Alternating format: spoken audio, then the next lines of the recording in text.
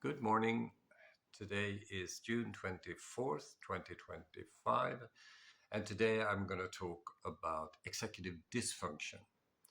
Now, part of the reason for that is that my expertise centers around the executive functions.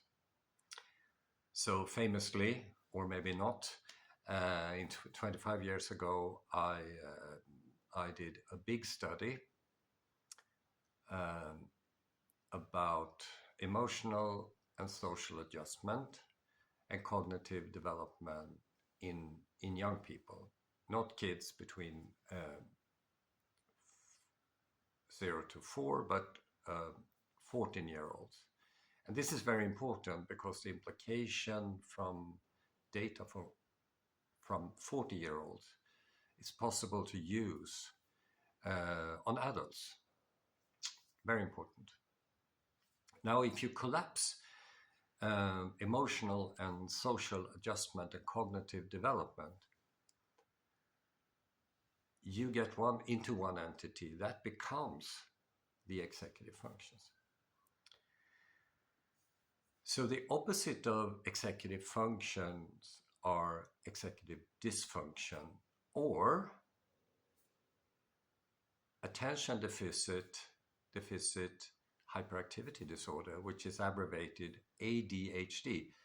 Maybe the most common pop diagnosis among physicians and psychiatrists for the past 20 years or so. But whereas psychiatrists typically and physicians typically want to explain the emergence of ADHD slash executive dysfunction. I don't think they use the latter term. They want to explain the occurrence or emergence of ADHD with neurology. Okay, so according to them, this is like a biological thing, and because of that, they can prescribe medication, which is typically a derivative of amphetamine, I think. It may be not the exact but description, but amphetamine is definitely on the table. Now, this discussion has been going on for a very long time, and from my part, at least 15 years, or maybe longer. I wrote stuff on it on my science blog, 2014, and because a journalist in Sweden brought the topic up. And my reference was a psychiatrist who wrote about it in the New York Times. He was a psychiatrist who claimed that ADHD is overdiagnosed and it is misinterpreted, and you can't use the diagnosis in DSM catalog to prescribe medication, basically. And it's an important remark that in very few cases, people need medication, but these make out a fraction of the cases. I, together with the research, I will say, because my opinion is research-based. Everyone says so, but I present actually the research on my science blog that ADHD or executive dysfunction emerge during the first 4 or 5 years of living as a function of the home environment. And the reason for that is that developmental psychology demonstrate again that what is happening during the first 4 to 5 years of living will define your life basically later on.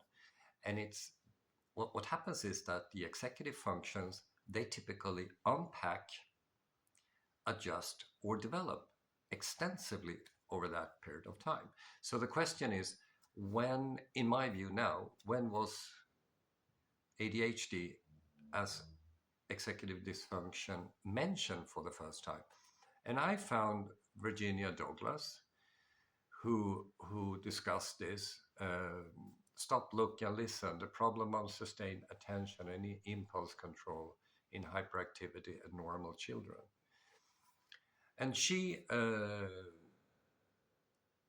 proposed a 3-component model, just like me actually, for self-regulation. This is when we can sort of adjust ourselves in a specific environment, which is very important to become a good taxpayer.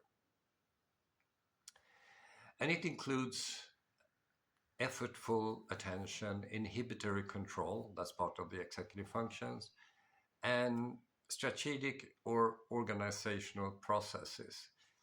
And this is known as instrumental rational thinking nowadays. Another reference was Russell Barkley, who wrote a whole book about it in 1997 with the same similar approach, basically. So, long story short, I would like people to sort of reflect on the possibility that this ADHD thing is something that emerged during early upbringing.